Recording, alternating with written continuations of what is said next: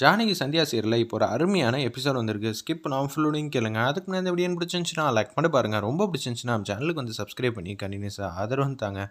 நம்ம ஜானகி வந்து யோசிச்சிட்டே இருக்காங்க. மாயாவும் நம்ம கூட தான் இருக்கா. அவளையும் நம்ம நல்ல விதமாக பார்த்துக்கணும். சந்தியா எப்படி முடிவெடுக்கிறாளோ அதே மாதிரி தான் மாயாவும் முடிவெடுக்கிறாங்கிற மாதிரி தான் பாசிட்டிவாக வந்து யோசிச்சுட்டு இருக்காங்க. அப்போன்னு பார்த்து கோயில் குருக்கர் ஒருத்தர் வராங்க. சாமி, நான் ஒன்றே ஒன்று கேட்கலாமா?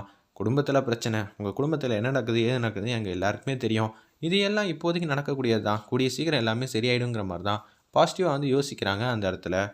அந்த குருக்கள்லேருந்து எல்லாரும், சாமிஜி ஒன்றே ஒன்று கேட்கலாமா? அந்த கோயிலில் நாங்கள் தங்கிக்கலாமா? இந்த கோயிலுக்கு வந்து பகவானுக்காக கட்டி கொடுத்ததே நீங்கள் தான். அப்படி இருக்க சூழ்நிலை நீங்கள் தங்கிக்கலாமான்னு எங்கள்கிட்ட வந்து கேட்கலாமா? கோயிலில் யார் வேணாலும் தங்கலாம். ஆனால் நீங்கள் தங்குறதுக்கு எல்லா நேரத்துலையும் வந்து முழுமையாக சுதந்திரம் வந்து இருக்குங்கிற மாதிரி தான் அந்த இடத்துல வந்து பேசுகிறாங்க நம்ம குருக்கள்.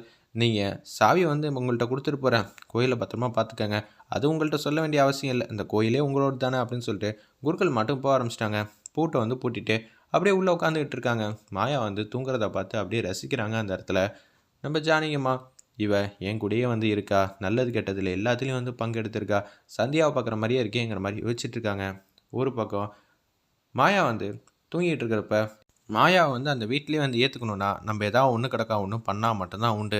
நம்ம வேணால் போயிடலாம், என்னை மன்னிச்சிருங்க, இது உங்களுக்கு எவ்வளோ பெரிய வலியும் வேதனையும் கொடுக்கணும் என்னால் நல்லாவே புரிஞ்சுக்க முடியுது. ஆனால் என்ன பண்ணுறது, இதை விட்டால் வேறு ஆப்ஷனே இல்லை. மாயா எப்படி இருந்தாலும் பத்திரமா நான் வந்து அந்த வீட்டுக்குள்ளே வந்து ஒப்படைக்கணும் இல்லை அப்படின்னு சொல்லிட்டு கோயில் குளத்துக்கு பக்கத்தில் வராங்க. நல்லா மாயா வந்து தூங்கினதுக்கு அப்புறமேட்டுக்கு குளத்துக்கு பக்கத்தில் வந்தோடனே உட்காடுறாங்க. என்னை மன்னிச்சிருங்க, எனக்கு வேறு வழி தெரில, அதனால தான் அப்படி பண்ணுறேன்னு சொல்லிட்டு அவங்க கழுத்தில் காதில் நகையெல்லாம் போட்டிருக்காங்களே அது எல்லாத்தையும் வந்து கழட்டி வச்சிடுறாங்க, தாலியை தவிர.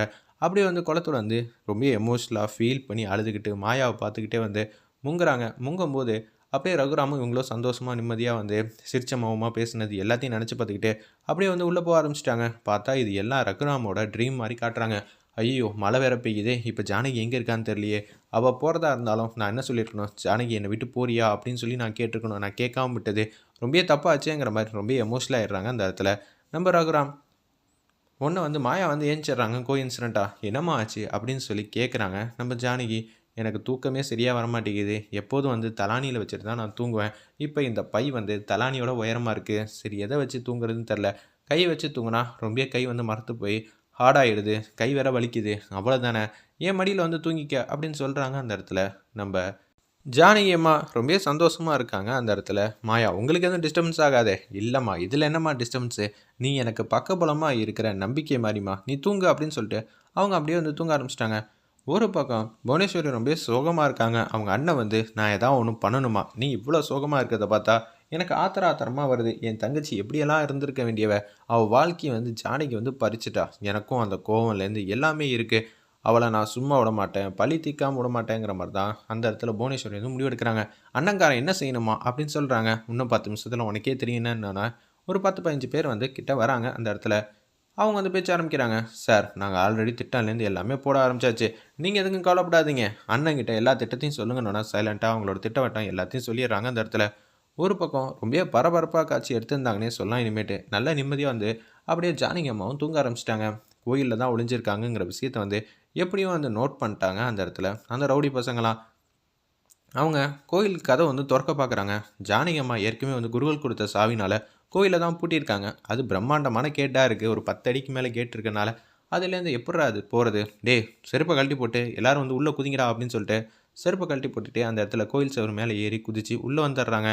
இப்போ அவங்க நிம்மதியாக தூங்கக்கூடிய நேரம். நம்ம சைலண்ட்டாக வந்து கணக்கச்சிதமாக வேலையை வந்து முடிக்கணும் சரியா அப்படின்னு சொல்லும்போது ஜானகி அம்மாவும் மாயாவும் டக்குன்னு வந்து கண் முழிக்கிற மாதிரி சூப்பராக அந்த சீனை வந்து காட்டியிருந்தாங்க. யாரா அவங்க அப்படின்னு சொல்லி யோசிக்கிறதுக்குள்ளே, என்னடா இப்படி வந்து பண்ணிட்ட, நீ தான் வந்து தலைமை தாங்குற, கடைசியில் நீயே வந்து சொதப்பிட்டியடா, சரி தெரியாமல் நடந்துருச்சு, சரி பரவாயில்ல பார்த்துக்கலாம்னு சொல்லி அவங்கள வந்து சுற்றி கவர் பண்ணிடுறாங்க. யாரா நீங்கள், மரியாதையாக வந்து உங்ககிட்ட இருக்கிற நகை நட்டெல்லாம் கழட்டி கொடுத்துருங்க, இல்லாட்டி மிகப்பெரிய பிரச்சனையாயிடும் சொல்லி 4-5 வாட்டி ரிப்பீட் டைலாக்கே வந்து சொல்லிகிட்டு இருக்காங்க அந்த ரவுடி பசங்களாம். ஏன்னா நகைக்காக தான் வந்து இது மாதிரி பண்ணணுங்கிறத அவங்க ஒரு காரணத்தோடு தான் வந்திருக்காங்க. ஒரு பக்கம் வந்து ஜானகி அம்மா ஸ்மெல் பண்ணிட்டாங்க. டேய், நீங்கள் நகைக்காக பண்ணக்கூடிய ஆளே இல்லை, நீங்கள் வந்து இந்த ஊர் இல்லை வெளியூர் புவனேஸ்வரி வந்து இங்கே தேவையில்லாமல் வந்து பிரச்சனை பண்ண வர வச்சுருக்கா, நகைக்காக காரணம் காட்டி எங்களை எதாவது ஒன்று பண்ணலான்னு பார்க்குறீங்களா அப்படின்னு சொல்லி ஜானகி அம்மா வந்து கரெக்டாக பாயிண்ட்டை பிடிச்சி பேசுகிறாங்க. வேறு லெவலில் மாசாக இருந்துச்சுன்னே சொல்லலாம். பாரா, நம்மளும் வந்து இன்டெரக்டாக வந்து பேசலான்னு பார்த்தா புவனேஸ்வரி அம்மாவோட டஃப் கொடுப்பாங்க போல இருக்கே நம்ம ஜானகி அம்மா. சரி சரி, நாங்கள் உங்கள் கதையை முடிக்க தான் வந்திருக்கோம் சரிங்களா. உங்களை அனுப்பிச்சி வைக்க போகிறோம். நீங்களாக வந்து ஒத்துழைப்பு கொடுத்தா வேலை வந்து டக்குன்னு முடிஞ்சிடும். இல்லைனா கொஞ்சம் பிரச்சனையாகும் பார்த்துக்கங்க. எங்களுக்கும் வந்து டைம் ஆகிடுச்சின்னு சொல்லிட்டு நார்மலாக என்னமோ பேசுகிற மாதிரியே பேசுகிறாங்க அந்த ரவுடிங்களா. ஏய் என் வீட்டுக்காரருக்கு மட்டும் தெரிஞ்சா என்ன ஆகும் தெரியுமா அப்படின்னு சொல்கிறாங்க.